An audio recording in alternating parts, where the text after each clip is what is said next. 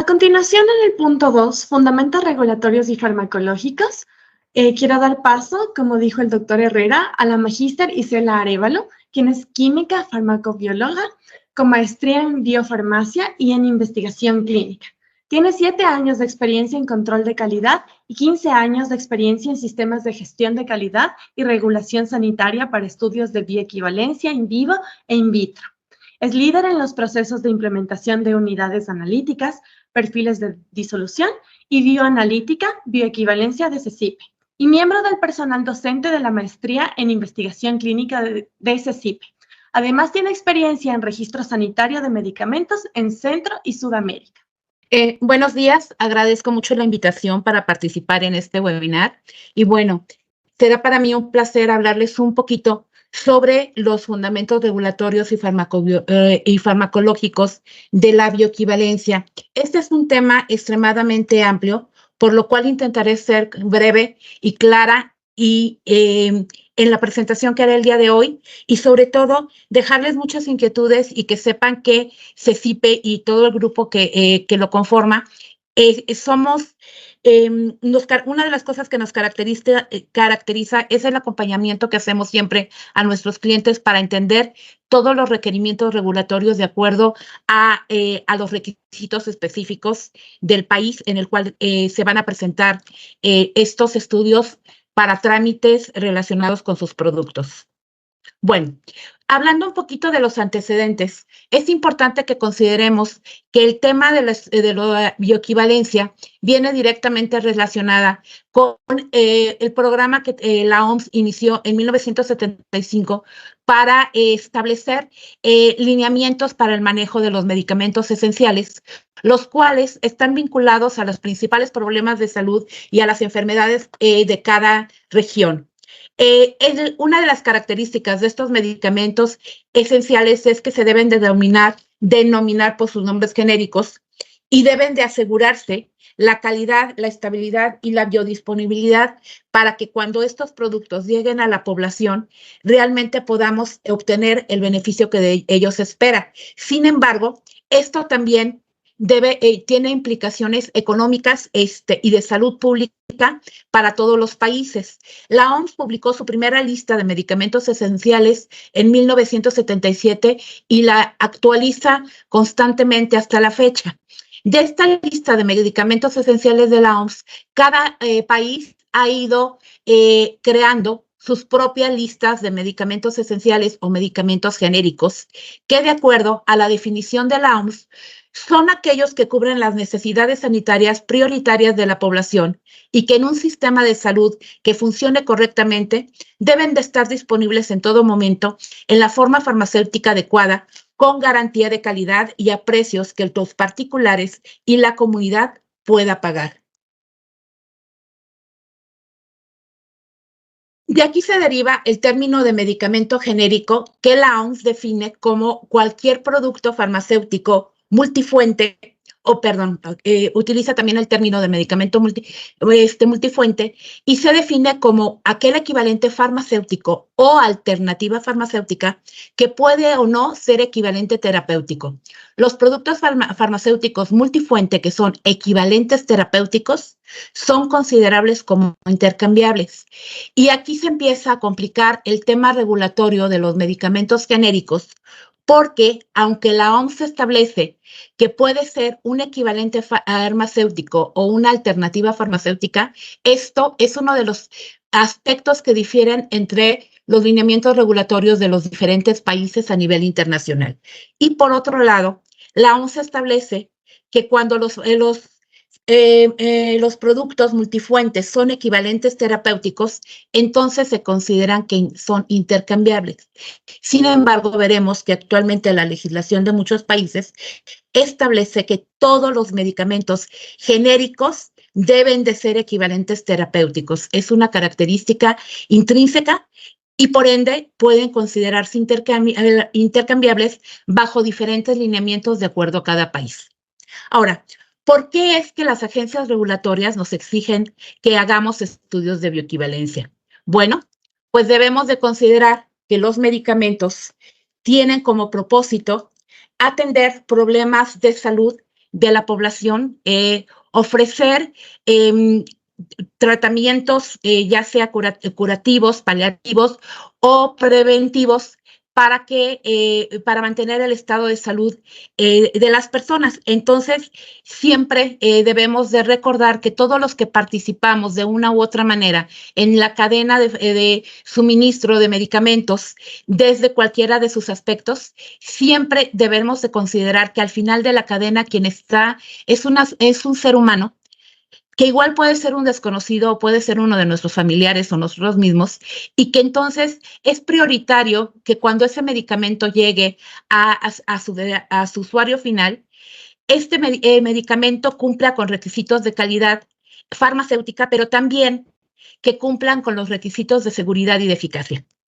Ahora, hablando ya de lo que son los medicamentos en su clasificación como genéricos, debemos de considerar que en la mayoría de los países esta es una clasificación muy básica, muy general, en la cual tenemos a los medicamentos que son innovadores o de patente, dependiendo el tiempo en el cual fueron registrados. Puede ser que su patente ya esté vigente todavía o ya esté liberada.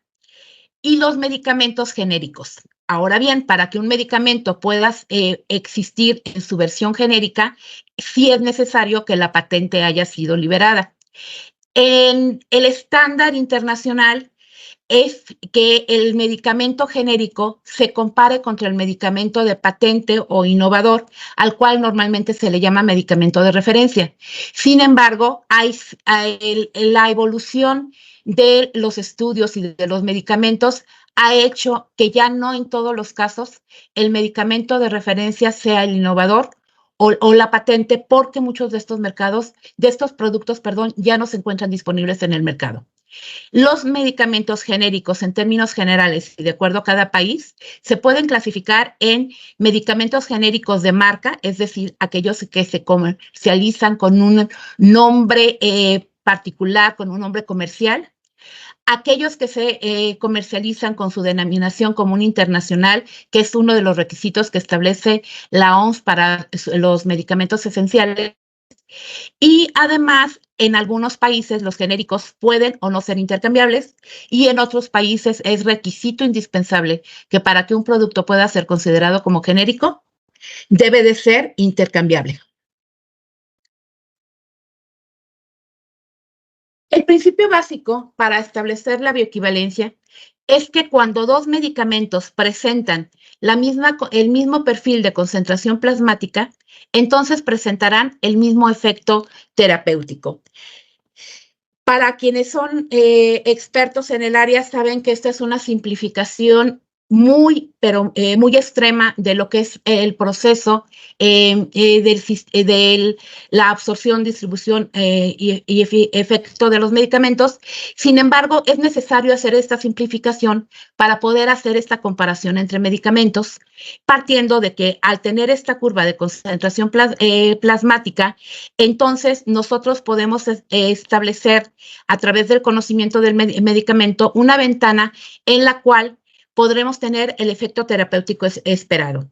Entonces, el comparar dos medicamentos y observar que su curva de concentración plasmática es semejante, entonces podemos hablar de que su efecto en el organismo podrá ser similar.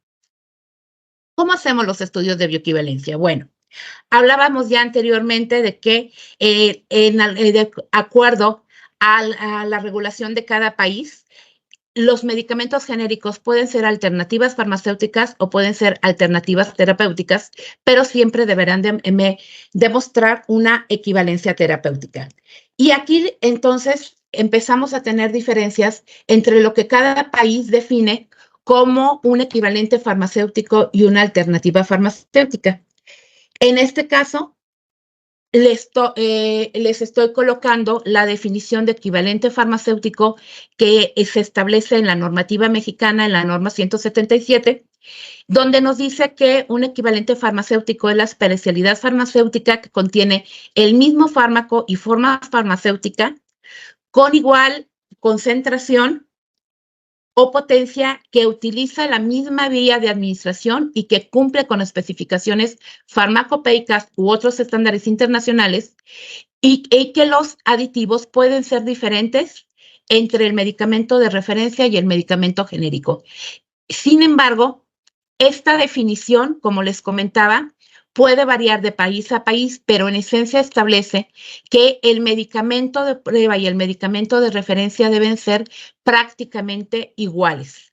Mientras que cuando hablamos de alternativas farmacéuticas, aquí se pueden establecer algunas diferencias de acuerdo a la forma farmacéutica y de acuerdo a la forma química en la cual se presenta el fármaco. Sin embargo, al final debemos de considerar que en las alternativas farmacéuticas la concentración de la fracción activa del API debe de ser la misma cuando se expresa en moles. Y aquí también existen diferencias entre la normativa de cada país y normalmente se permite establecer como alternativas farmacéuticas, diferentes formas farmacéuticas, siempre y cuando estemos hablando de formas farmacéuticas orales en las cuales podemos comparar tabletas con cápsulas.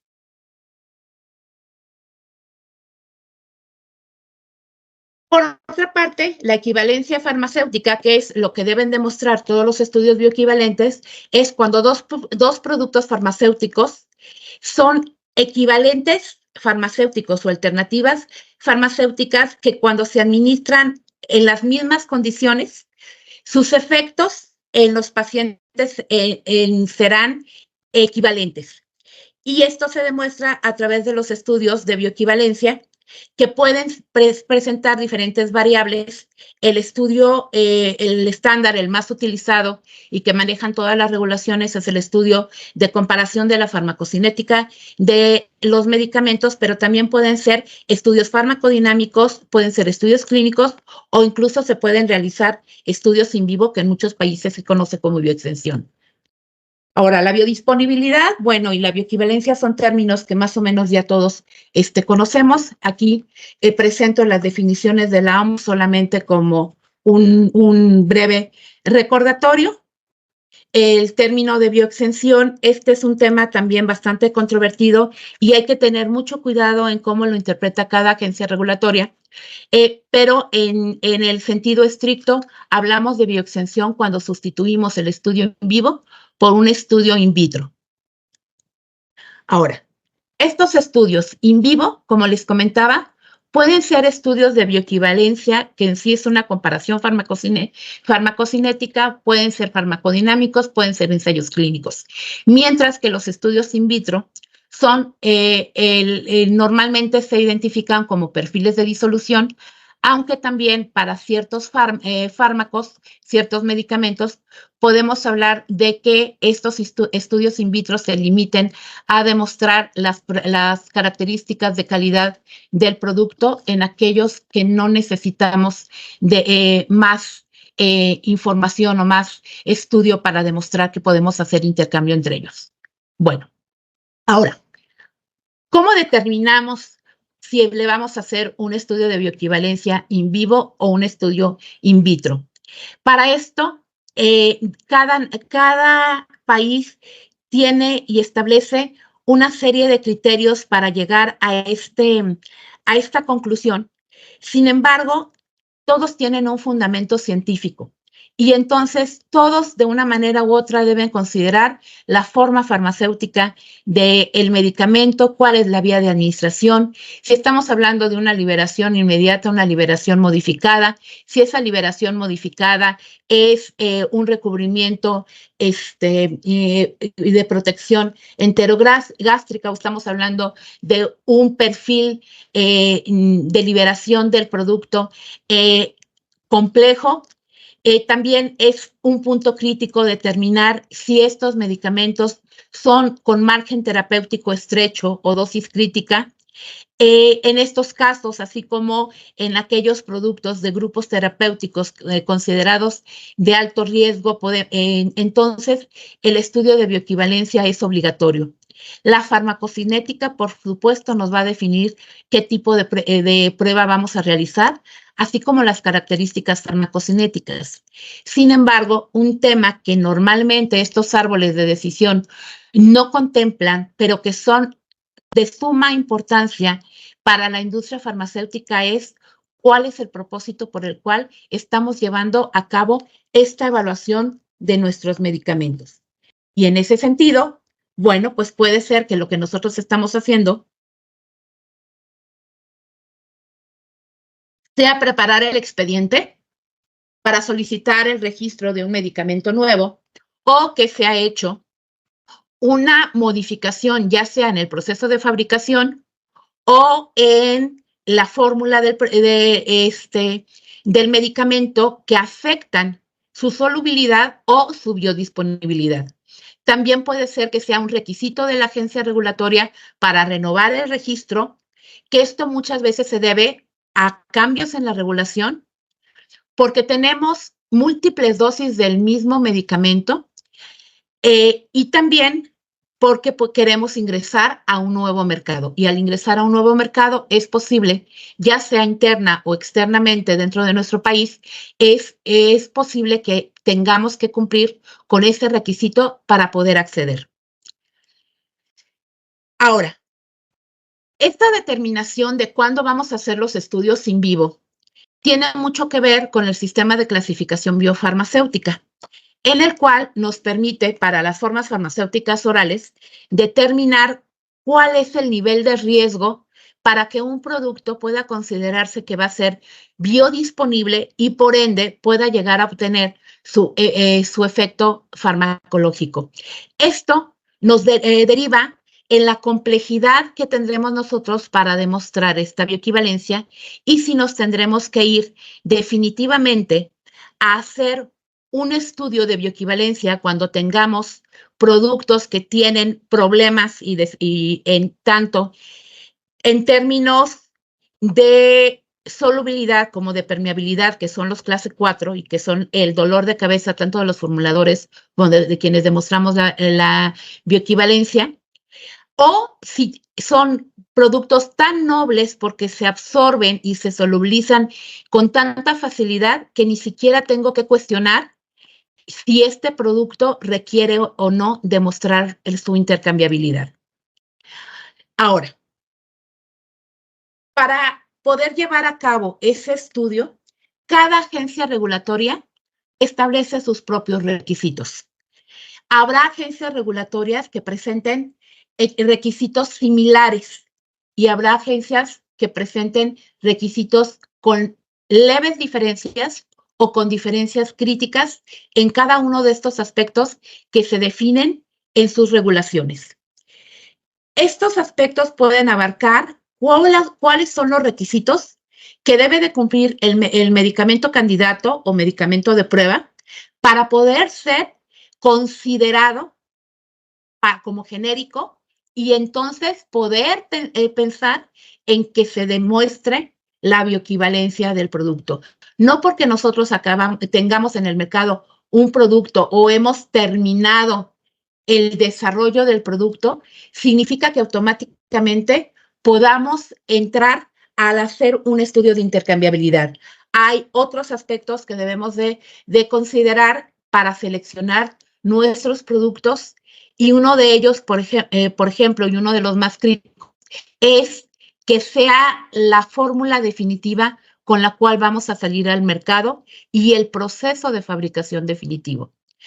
La selección del medicamento de referencia también es otro tema muy importante que cada país establece y en algunos casos estos temas son muy estrictos que ocasionan que cuando nosotros queramos pasar de hacer estudios de biodisponibilidad y de bioequivalencia para entrar a un nuevo país, tengamos que repetir los estudios simple y sencillamente porque el país al que quiero entrar con mi producto maneja un medicamento de referencia diferente al mío.